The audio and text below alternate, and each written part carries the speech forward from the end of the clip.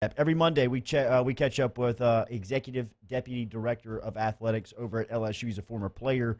He was in Missouri on Saturday, and we catch up with Verge Ausberry here on Off the Bench, ESPN Baton Rouge, New Orleans, and Alexandria. Remember that weekly conversation is brought to you by Capital Partners here on Off the Bench. Good morning, Verge. How are you? Good, Jordan T. Bob. Rough weekend, but sunrise on Monday. Absolutely. From an executive About all. standpoint, from an executive That's what we standpoint, have to hang our hat on. I agree. The sun came up. That's good. what's the evaluation like from the executive standpoint after a weekend like this? Like I say, Jordan, you don't make emotional decisions, but you look at everything and look, take the coach, take the coach word, and as a defensive player, first of all, who wore that helmet, what Coach O said, it was embarrassing. On defense, we have to play better. And you're not pointing fingers at anybody. Coaches, players, it's everybody in that room together. What I saw as a player, as a former player, and a person who's been with this program, I saw missed tackles. I saw guys up front not getting off of blocks. I saw us not being physical up front, taking on blocks, getting rid of the blocks, and making a play. I saw us not covering people. I saw us playing with no emotion. I saw people not hustling. Missed assignments. In every play you have a missed assignment. Yeah. That's the issue. I saw players, arguing with each other on the field, not lined up. Things you said already. We know it. Watch it on the film. It is what it is. Yeah. And you got to get that worked out. I think what you do, you don't fuss and holler and curse this week. What you do, you look every player in the eye. You watch the film this morning, today, with the whole defense. We need to watch it together. And just start holding everybody accountable. Why is this happening? Why is this guy running downfield wide open? You're just getting beat, and just, team is better than you and more physical than you, and you can't stop, a one-on-one pass play. That's a different thing. But, when you get in assignments where guys are 30 yards down the field wide open, then you look at yourself. And everybody, players and coaches on the defensive side of the ball, they need to be in a room themselves and look at themselves like, why is this happening?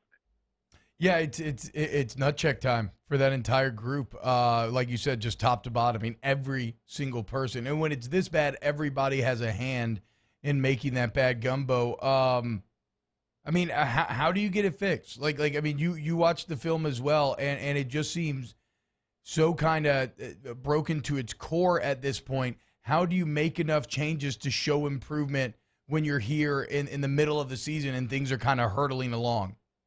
This is what you do. You got to find out who wants to play. Another thing I saw, Ryan Clark texted something this weekend. I saw it. Guys are making, it's first and 10, and the guy gains 8 yards. The guy make a big hit, and he jumps up. In the game of football, it's won by a down distance and way out on the field. And Coach Ausberry taught us that. The great ones teach you that. And so, what offensive coordinators try to do is win first down.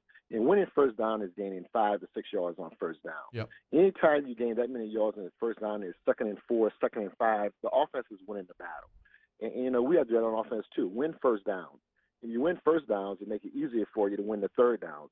We're not a good football team on offense on 3rd and 10. With 10 times third down long, we didn't make the first down. And so you have to win the first down. Defense, offense, you're a football player. Winning that first down is important. So what you have to do is get in the room and look at every player in the eye. And look, I don't care if you're a senior, I don't care if you're a freshman, sophomore, I don't care if you started 3 years here or what.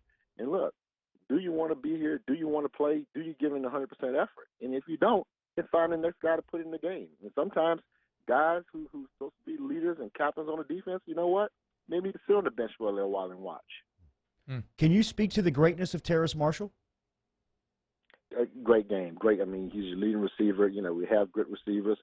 And we can't say anything more about him. He gives it his all. He's going to be a great player for us. He was a great player for us last year. And 5-star kid right here from Shreveport, Louisiana. And, what he's doing on the field is expected of him. He's got 20 touchdowns in the last 15 games to give you an idea of the tear that Marshall is on. He had 11 catches for 235 and 3 scores. Verge, what's the communication like from the executive department to the LSU football coaches? How do you guys interact? I know that you guys are always around. What's the interaction like on a Monday like today where obviously everybody just wants to keep their head down and go to work?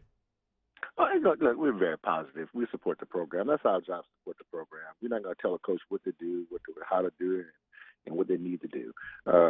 We get in there. We saw them Saturday, talked to a lot of them Saturday night after the game, talked to a lot of them yesterday. The coaching staff, hey, keep these young guys in it, keep working hard. We support you. It's not time right now to point fingers and say what to do. And you're right, you can't just sit in the middle of the season and say, okay, we're going to change everything right now. That's not going to work, okay? So the thing you do, we get in there with the coaching staff, getting there with the players, making sure they're healthy, okay, and just talk and be very positive. Like, this is not the time to start pointing the fingers and blaming and the blame games. I get texts and emails from everybody. Bo Pelini is a good defense coordinator. But Bo Pelini is not responsible. When I see 4 guys in the backfield miss a tackle, that's not Bo Pelini, okay? When I see guys that's not lined up, that's not Bo Pelini snapping the ball, looking at it the wrong way. So a lot of things, like I said, you can point fingers at everybody on the defense side of the ball. It's not no one person say, okay, this is the reason, we're not playing good football. I'm talking to Verge Ausberry here on Off the Bench. Verge, what about so let's look at the offense.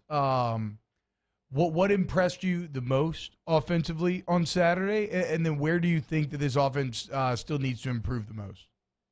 You look at the offense overall. As a player, when you're scoring that many points a game, you're supposed to win the game. The old saying is you score 28 points a game, you should win the football game. Yeah. Defense has to come in and stop, okay? So offense is scoring. Now, the thing I talked about is we have to start with the quarterback, he's not Joe Burrow. And typically stop comparing him to Joe Burrow. So the thing you have to do with him is help him win the first down. On first downs, give him the short second down, where he can manage it. Like I said, we're not good in the third and long, the third and 9, the third and 10. We don't do well there, and that's not his deal. He's not Joe Burrow, make things happen, look everybody off, and make the play. He's not that guy, but he's good enough though, where you put him in those situations where it's 2nd and 5, 3rd and 3, he can win those situations. And look, he did. They gained 40-some yards a game, 41 points a game. Yeah. I mean, you can't blame the offense much here. I can't say we could do better this year. I know the goal line situation was a situation where we could have won the game, but look, we scored enough points in that game to win the game. In fact, at the end, coaching-wise, you're looking at it, we played the last part of that game when they were on the half line. You played it right. But bottom line, we couldn't give Missouri the ball back, but bottom line, we couldn't stop them. Yeah, like I said, we got to be like Ole Miss. You said that earlier. I heard you say that. You got to take chances sometimes. Sometimes, you know what? Don't give the offensive ball back. So you know what? Run the ball, score 3rd down, give them 15 seconds on the clock, and you win the game. We said that as we were watching it live here, Verge. I was like, you know what? I don't hate getting tackled there because the clock's running, and at least now if you scored, they want to have a chance to score as well. One guy who is also fantastic, Verge, if we do want to talk about the positives, the freshman tight end, Arik Gilbert. I know that the injury seemed to kind of not halt his day, but kind of throw a wrench into it. But, I mean, the potential on this cat feels wild. I don't know if you're going to see any better 2 tight ends in the nation next week than you'll have with Pitts and Gilbert. What were your thoughts on the 18-year-old after game number 3? You watch that first catch he made with the ball was behind him. He put his arm back and caught it. That's just a big-time play. That's stuff you can't teach right there. That's stuff they do in the NFL on Sundays. And, look, he's that type of player. He's worked on his blocking. Like he told us the other day, he never had to block in high school. And he's working, getting better there, doing a great job there. And as a freshman player, you can't expect anything more out of him. Just a very good football player. He'll be a great football player for us in the future. Verge, can you talk to us about John Emery's development? What do you expect from him? John Emery is doing well. I mean, all our backs are doing well. John played well. John's a great talent. We brought him and recruited him. He's the number 3 back in the country and a good football player. And we expected those things out of him. And John, great vision. Great vision as a running back. Keeps his feet very well after the first hit. And he runs, he's not a big pounding back, but, he keeps his balance. First tackler, don't bring him down. Do you think you play in front of 90,000 this weekend? What do you anticipate from a crowd standpoint? I don't know that. We hadn't talked to Florida yet, and that's Florida's decision with their state officials and their administration, what they're going to do. We don't know what they're going to be with attendance-wise there. You go into Gainesville, you go into the swamp. That's why I say there's no time for crying and licking wounds right now. It's time to get ready to play. And we've got to look in these guys' eyes and who's ready to go to Gainesville. It's going to be a tough football game. They're coming off a tough loss at Texas A&M. And you're right, they have some very good football players. I thought they would probably be one of the better teams in the SEC this year. Yeah. And, they hadn't played like it, with Trask being a 5-year quarterback. I thought he'd be more like a Joe Burrow type quarterback. But you're right, that tight end is a very good player. They got a great receiver, and they can run the ball. Verge, have a good week, and we always thank you for this time. We'll talk to you next Monday. Appreciate you, Jordan T-Bob. Have a good weekend. Yes, sir. Thank you. Remember that that conversation each week is brought to you by Capital Partners. Capital Partners firm online. If you need government representation, whether you're an individual or business, get in touch with Jesse McCormick and Daryl Cahoon at capitalpartnersfirm.com. Or the people. We will be back to close out hour one.